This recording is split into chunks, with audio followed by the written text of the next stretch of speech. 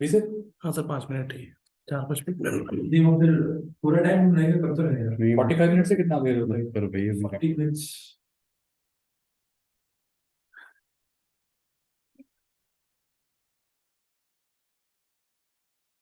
100 करोड़ रुपए हमने हाल ही में सैंक्शन किए थे नेशनल स्पोर्ट्स डेवलपमेंट फंड के लिए, जिसमें हम मेन फोकस हमारा सर रहेगा वुमेन हॉकी, बॉक्सिंग, एथलेटिक्स और एथलेटिक्स में जैसे जेवलिन का भी है जी सर। बिल्कुल।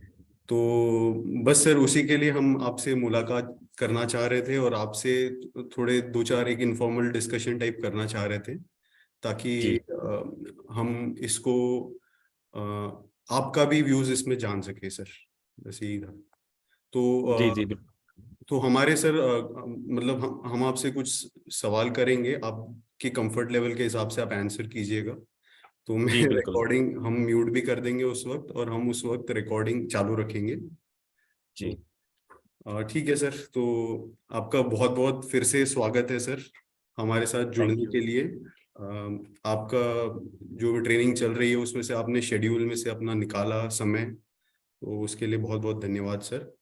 तो सर मैं कहीं पढ़ रहा था तो 11 साल की उम्र से आप जैवलिन थ्रो की तैयारी शुरू कर दी थी आपने, ऐसा मैंने कहीं पढ़ा था।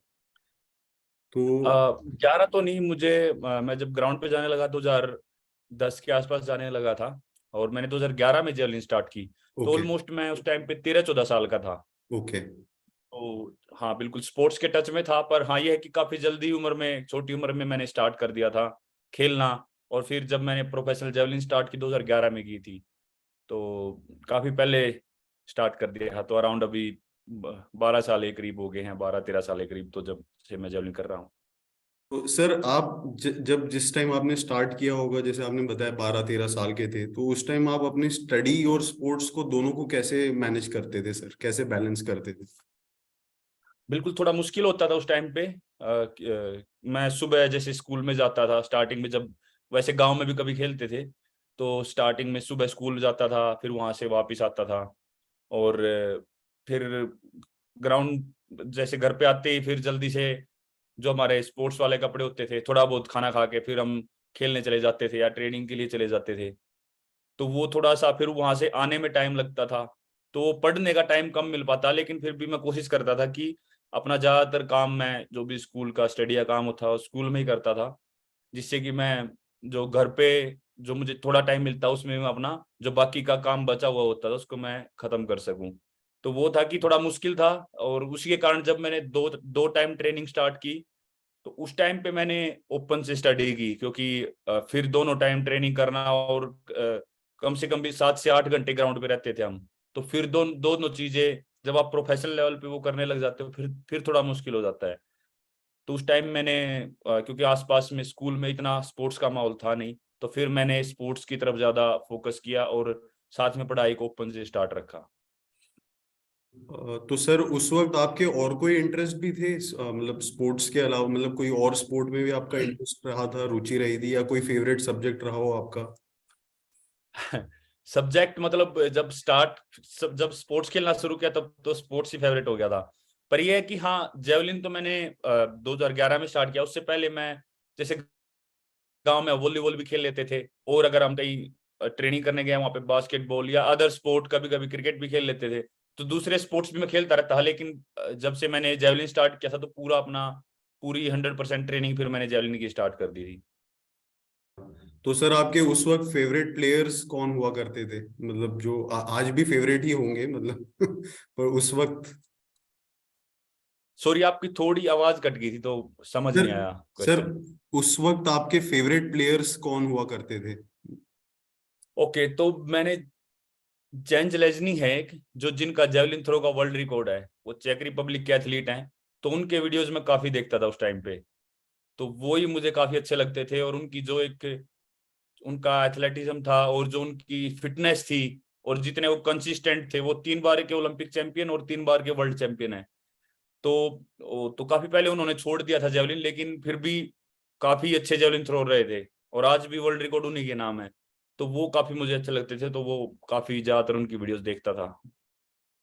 तो आपने सर उनको कैसे डिस्कवर किया था? मतलब उस समय तो इंटरनेट का इतना पेनिट्रेशन भी नहीं रहा होगा इंडिया में, तो बिल्कुल। डिफिकल्ट रहा हाँ, होगा। हाँ हाँ।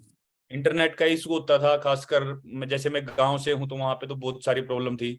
और उस टाइम पे ऐसे फोन्स भी नहीं होते थे कि पूरा अच्छे से हम देख पाए वीडियोज। उस टाइम कीबोर्ड वाले ज्यादातर फोन होते थे। तो लेकिन फिर भी थोड़े टाइम बाद मैंने, मेरे दोस्तों ने मुझे वीडियो दिए थे यूट्यूब से डाउनलोड करके, तो उस टाइम मैंने मोबाइल में देखना शुरू किया था। तो बस मोबाइल में काफी जेवलिन के वीडियोस पड़े रहते थे, उनको देखता रहता था। तो सर, जैसे मैंने आपको शुरुआत में बताया था कि आरईसी भी इन एथलीट्स को प्रोत्साहित करने के लिए इंफ्रास्ट्रक्चर में फंडिंग कर रहा है, और कई लोकल लेवल पे जो टैलेंट्स हैं उनको आइडेंटिफाई करने के लिए भी कुछ कोचिंग से रिलेटेड चीजें में भी फंडिंग कर रहा है। तो इससे सर मतलब आपको लगता है कि वाकई में बदलाव आएगा, मतलब ये सब करने से, या कॉरपोरेट सेक्टर का कितना रोल रहेगा?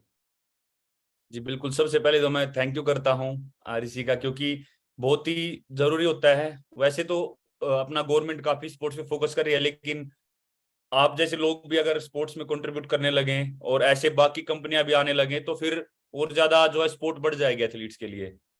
तो बिल्कुल मैं तो यही आशा करता हूँ कि बाकी कॉरपोरेशन कंपनी भी इसमें ज्यादा से ज्यादा पार्ट लें और बाकी भी सपोर्ट करें, ताकि हमारा जो कंट्री है वो ओवरऑल सभी स्पोर्ट्स में ग्रो कर सके। बहुत अच्छी बात कही सर आपने। सर, कुछ आप हमारे यहाँ भी काफी हम लोग भी खेलते खेलते रहते हैं, तो मतलब आप कुछ ऐसी जनरलाइज टिप देना चाहेंगे सर कि जो हम हमेशा ख्याल रखें जब भी खेल रहे हैं? जैसे मैं खुद पर्सनली क्रिकेट खेलता हूँ, या बैडमिंटन खेलता हूँ, वॉलीबॉल खेलता हूँ, तो एक स्पोर्ट्स पर्सन की एक स्पिरिट भी होती है, लेकिन कुछ बातें जो है वो सारी चीजें में मानसिक लेवल पे एक सेम रखनी होती है हमें। तो कुछ आप सर टिप्स देना चाहे तो हम शेयर जरूर करेंगे हमारे एम्प्लॉयज के साथ। बस ये टिप्स है सबसे, क्योंकि आप खेल रहे हैं ऑलरेडी। मैं आपको ये तो नहीं बोल सकता कि आप डेली 1 से 2 घंटा अपने शरीर को दें, क्योंकि आप ऑलरेडी दे रहे हो। मैं बस एक ही बात बोलना चाहूंगा कि जब भी आप खेल लें, क्योंकि कई बार हम काफी अग्रेसिव हो जाते हैं खेलते टाइम, अगर हम हार रहे हैं या ऐसा लगता है कि हम ज्यादा पुश करें अपने आप को, बस उस टाइम पे हमको फोकस रखना है कि कितना हमको पुश करना चाहिए और कैसे अपने आप को थोड़ा फिट रहे। क्योंकि स्पोर्ट्स में सबसे ज्यादा दिक्कत ये है कि जब हम एग्रेसिव होते हैं और अपना कंट्रोल खो देते हैं तो इंजरी के बहुत ज्यादा चांस रहते हैं। तो बस वही मैं बोलना चाहूंगा कि थोड़ा फोकस रखें और अपने आप को कंट्रोल में रखें, ताकि अच्छे से हम अपनी फिटनेस भी इम्प्रूव करते रहें और अच्छे से खेलते रहें और इंजरी से बचे रहें बस। बहुत अच्छी बात कही सर आपने, थैंक यू। सर, अभी जो अपकमिंग यंग टैलेंट है, तो उनके लिए आपके कुछ राय रहेगी सर? मतलब उनको कैसे आप मोटिवेट करना चाहेंगे? बस मैं एक ही बात बोलना चाहूंगा कि आप जब भी स्पोर्ट्स चूज करते हैं, आप उसी स्पोर्ट्स को चुनते हैं जो आपके दिल के सबसे करीब होता है और आप जिसमें आपको लगता है कि हम इसमें बहुत सारी मेहनत कर सकते हैं और चाहे कुछ भी करना पड़े हम करने को तैयार हैं। तो बस जब आप स्टार्ट करते हो, आपके माइंड में ये चीज होती है, बस उस चीज को कंटिन्यू लेके चलते रहें। उसी वही पैशन, वही जज्बा माइंड में रखें कि नहीं, ये सोच के मैंने स्टार्ट किया था और इसको कंटिन्यू मुझे जितने सिरे तक लेके जाना है, जितनी मेहनत करनी है मैं लेके जाऊंगा या लेके जाऊंगी। तो बस वही सोच हमेशा के लिए रखें और जितनी मेहनत करनी पड़े, कुछ भी करना ले, उसके उसके लिए रेडी रहे। क्योंकि स्पोर्ट्स सबको पता है कि डेली इतनी ट्रेनिंग होती है, काफी हार्ड होता है, ऐसा आसान नहीं है। तो बस वो जो पैशन है वो उसको ढीला ना पड़ने दें, वो पैशन बढ़ता रहना चाहिए। और बस वही है कि हमारे ऑलरेडी काफी स्पोर्ट्स में हम ग्रो कर ही रहे हैं और बच्चे भी बहुत अच्छा टैलेंट उभर के आ रहा है। तो होपफुली आने वाले कुछ सालों में हम बहुत अच्छे लेवल पे होंगे स्पोर्ट्स में। बहुत मतलब सर, आपसे ये बात सुन के आई एम श्योर काफी लोग मोटिवेट जरूर होंगे, और जो यंग एंड अपकमिंग टैलेंट है वो बिल्कुल इस बात को गांठ बांध के रखेंगे। Sir, thank you. एक मैं सवाल पूछना आपसे भूल ही गया। जब आप सर जेवलिन थ्रो की जब प्रैक्टिस करते थे, या उस समय आपके क्या चैलेंजेस आते थे सर, जब आप यंग थे तब? चैलेंजेस तो बस यही थे कि एक तो हमारे गांव में या उसके आसपास कोई स्टेडियम नहीं था। तो मुझे थोड़ा दूर जाना पड़ता था, बस वगैरह लेके, लिफ्ट लेके। तो 15-16 किलोमीटर था वो गाँव से। तो बस वही एक थोड़ा सा वो था, बाकी पर उसको भी उस टाइम पे इंजॉय किया। ऐसा मतलब कोई ऐसे नहीं लगा कि यार बहुत दिक्कत हो रही है या ऐसे कैसे चलेगा। एक बार जब वो धुन बंद गई थी, माइंड में ये हो गया था कि नहीं अब तो ट्रेनिंग करनी है डेली। तो वो धुन बंदने के बाद वो भी मुझे कोई चैलेंज नहीं लगता था, मुझे वो मजा आता था आने जाने में, या जो भी उस टाइम पे चैलेंज फेस करने पड़े उस टाइम के हिसाब से वो मैंने इंजॉय किया उन दिनों को भी। तो बस वही मैं बोलना चाहूंगा कि चैलेंज बिल्कुल आते हैं, आसान नहीं है जब आप कोई नया फील्ड शुरू करते हैं, लेकिन आप उनको कैसे एक्सेप्ट करते हैं वो बहुत जरूरी है। तो बस मैं वही सोचता था कि नहीं मुझे ट्रेनिंग करने जाना है तो कैसे भी जाना है, लिफ्ट लेके जाना है या बस में जाना है। फिर वहां पे हमारे पास इक्विपमेंट इतने ज्यादा अच्छे नहीं होते थे, तो जैसा जो कुछ भी जैसा अवेलेबल था, बस वो जो सबसे मेन बात होती है वो आपके अंदर का पैशन होता है, उससे आप हमेशा ट्रेनिंग करो। तो वो चीज मैंने कंटिन्यू रखी बस। सर एक और मेरे जहन में एक सवाल आ रहा है सर, कि सर आपने ओलंपिक मेडल जीत लिया, गोल्ड मेडल जीत लिया, तो आप अपने आप को सर मोटिवेटेड कैसे रखते हैं अगले नेक्स्ट लेवल के जाने के? हम जैसे हमारी कंपनी भी आरईसी जो है वो एक लेवल तक अब पहुंच गई है, मतलब आज हमारी लोन बुक्स 4 लाख करोड़ की है। तो जी आप जैसे आपने गोल्ड मेडल जीत लिया वो भी ओलंपिक का, तो आप अपने आप को सर मोटिवेटेड कैसे रखते हैं, नेक्स्ट लेवल कैसे ले जाने के लिए आप क्या कर रहे हैं सर? जी, सबसे अच्छी बात तो यह है कि आरईसी कंपनी ऑलरेडी एक अच्छे लेवल पे है, और वो साथ में सबसे अच्छी बात है कि वो सभी चीजों को साथ में लेके चलने की वजह से स्पोर्ट्स में वो कंट्रीब्यूट कर रहे हैं। तो वो कोशिश कर रहे हैं कि और चीजों में भी, तो मतलब वही है कि ये भी एक एक एक अच्छी कंपनी की या एक जो भी हम काम करते हैं कि साथ में दूसरों को भी हेल्प मिलती रहे, तो ये बहुत ही अच्छी पहचान होती है। ऐसे लोग हमेशा आगे जाते हैं, मेरा मानना ये है।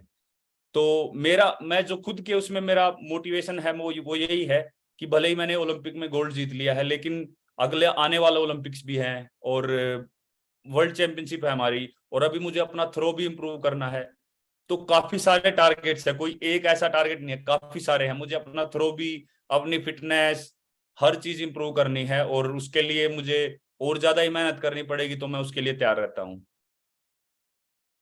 सर कुछ ऐसे आप अपने आप से भी बात करते हैं या आपके फैमिली वाले भी आपको इस चीज में मोटिवेट करते रहते हैं सर, कि आपको और ये तो हो गया, जैसे हमारे यहाँ कभी हमारे 90 मार्क्स आ गए तो हमारे पेरेंट्स बोलते हैं नहीं नहीं तुम्हें तो और मेहनत करनी है, और तो आपके टाइम में सर फैमिली वाले क्या कहते हैं आपसे? बिल्कुल, फैमिली वाले तो सपोर्ट करते ही हैं। वो हमेशा यही बोलते हैं कि भाई कोई बात, अगर मैं कहीं पे जाता हूँ मेरा रिजल्ट इतना अच्छा ना भी रहे तो भी वो यही बोलते हैं कोई बात नहीं, और बहुत है आगे आने वाले गेम्स, उनके लिए तैयारी करो। और बहुत अच्छा रहता भी है तो तब भी वो बहुत ज्यादा ये नहीं बोलते कि बस अब सब कुछ ही अचीव हो गया है, फिर भी वो बोलते हैं कि अपनी मेहनत कंटिन्यू रख भाई। तो वो चीज सबसे जरूरी है कि हम जीतते भी हैं या हारते हैं, दोनों कामों में ही हमको अपना जो मेहनत है, जो भी हमारा काम है वो कंटिन्यू रखना है बस। तो वही एक एक मुझे लगता है कि अच्छी स्मूथ लाइफ चलने का सबसे अच्छा तरीका है। बहुत अच्छी बात कही सर आपने कि हमें आप न्यूनतम रह बैलेंस आप बनाए रखते हैं, चाहे हार हो चाहे जीत हो, ये आपने जी बहुत अच्छी बात कही। और आपकी फैमिली भी आपको इसी की दिशा में आगे प्रोत्साहित करती है, तो ये भी बहुत अच्छी बात है, बड़ी बात है। थैंक हम आशा करते हैं सर सभी लोग ऐसा ही सोचे, तो एक बड़ा। इसके अलावा सर स्पोर्ट्स के अलावा आप और कैसे कौन सी चीज है जिसको आप अपना पैशन कह सकते हैं? जैसे स्पोर्ट्स तो है ही आपका पैशन, और कोई ऐसी चीज सर? वैसे तो मैं जैसे कहीं पे भी बाहर कहीं पे भी आया होता हूँ या जहाँ पे भी होता हूँ, कोई आसपास की जगह मुझे अच्छी लगती है, मैं कोशिश करता हूँ कि वहाँ पे जाएं घूमने, अपने दोस्तों के साथ घूमना फिरना। या कभी कभी जब हमारा रेस्ट डे होता है तो अदर स्पोर्ट खेलना, कभी मन करता है कि चलो वॉलीबॉल खेल लेते हैं या बास्केटबॉल खेल लेते हैं, ऐसे ही बैडमिंटन खेल लेते हैं। तो थोड़ा थोड़ा हर इसमें माइंड मतलब एक जगह पे अटकाना नहीं है, थोड़ा थोड़ा हमको जो जो चीज अच्छी भी लगे वो भी। और तो बाकी मैं फोटोग्राफी कर लेता हूँ थोड़ी बहुत, मैं कैमरा रखता हूँ साथ में, तो जहाँ पे ही मैं जाता हूँ, कहीं कंपटीशन खेलने गया या कोई चैंपियनशिप है कहीं पे गेम्स हैं, तो वहां पे कैमरा लेके जाता हूँ, मैं थोड़ी बहुत फोटो क्लिक करता रहता हूँ। अच्छा लगता है, थोड़ा माइंड थोड़ा सा डाइवर्ट रहता है और बैलेंस बना रहता है चीजों में। तो एक तरह की एक ही चीज माइंड में अटकती नहीं है और वो बार बार वही चीज दिमाग में रहती, थोड़ा थोड़ा सा सेपरेट हर चीज में थोड़ा कोशिश करता हूँ कि भाई ये काम भी करें। तो सर आपने जैसे बात कही फोटो, तो आप जैसे इतनी कंट्रीज घूमते हैं सर, तो आपको डाइट अपनी मेंटेन करने में कोई दिक्कत हो, या आपको कोई वहाँ का क्विजीन भी पसंद आता है, या आप अलाउड है मतलब खाने के लिए आपको?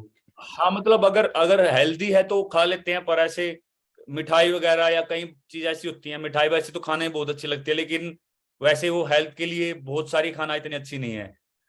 तो बाहर जाते हैं बस वही कोशिश करते हैं कि भाई हेल्दी हो। और पहले जब स्टार्टिंग में गए थे जब बहुत ज्यादा दिक्कत आई थी, क्योंकि हमेशा से अपना इंडियन घर का खाना खाया था, देसी खाना खाया था, तो बाहर जाके फिर वो सैलेड वगैरह और वो, क्योंकि ये बाहर तो घास फूस कुछ भी खा लेते हैं, तो वो बहुत ज्यादा दिक्कत आई थी। तो अभी तो कोई प्रॉब्लम नहीं है, अब तो हम जो भी सैलेड में कुछ भी है तो जो भी खाने को देते हैं वो खा लेते हैं।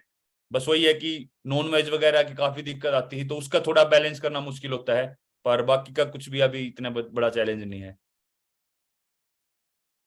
बहुत ही इंटरेस्टिंग वे में आपने सर जवाब दिया। सर आरईसी का जो टैगलाइन है या विजन है, दृष्टि है, वो है एंडलेस एनर्जी इनफाइनाइट पॉसिबिलिटीज, जो होता है असीमित ऊर्जा अनंत संभावनाएं। तो आपके अंदर सर ये असीमित ऊर्जा कहाँ से आती है, इतना पैशन कहाँ से आता है सर? मुझे लगता है कि एक तो आपके आसपास के जो लोग हैं, जैसे फैमिली है या मेरे आसपास के फ्रेंड्स हैं या मेरी टीम में मेरा कोच है, फिजियो है, तो और जो भी हमें सपोर्ट कर रहे हैं, तो उनका बहुत सारा योगदान होता है कि वो हमको एक हमारे सही डायरेक्शन में हमको हमेशा सपोर्ट करते रहते हैं। तो ऐसे ही आप लोग जो जो भी आरईसी के लिए काम करते हैं, ये मतलब आप लोगों का सपोर्ट, उसके साथ जितना आप मेहनत करोगे और आप इस कंपनी को आगे लेके जाने में काम करोगे तो उतना ही बढ़ती रहेगी। ऐसा ही एक इंसान का या एक आदमी का या एथलीट का भी है कि भाई कोई आसपास के जितने लोग होंगे आपको सपोर्ट करेंगे, आपको पुश करेंगे, तो हमेशा आप आगे बढ़ते ही रहोगे। सर ये तो आपका बड़प्पन है कि आपने ये बात कही सर। पर अपने आप में वो ऊर्जा पैदा होना सर, कि मुझे इस चीज के लिए मैं पैशनेट हूँ, या ये चीज मुझे, इसमें मुझे आगे बढ़ना ही बढ़ना है, ये अपने आप में बहुत बड़ी बात है सर। तो काफी जो लोग ये इंटरव्यू सुनेंगे वो काफी इससे रिलेट भी करेंगे और काफी इससे सीखेंगे भी सर। तो thank you sir, thank you, आपने हमें अपना कीमती वक्त दिया। हम थैंक यू आशा जी। करते हैं सर कि जैसी आरईसी का सोच है असीमित ऊर्जा अनंत संभावना के, वैसे ही हम आशा करते हैं कि आप और भारत के सारे एथलीट्स को ये असीमित ऊर्जा मिले और आपके लिए अनंत संभावनाओं का द्वार खुले सर। बहुत बहुत शुक्रिया धन्यवाद। सर आपका कीमती समय देने। Thank thank you sir. You, take care. Thank you sir. Thank you.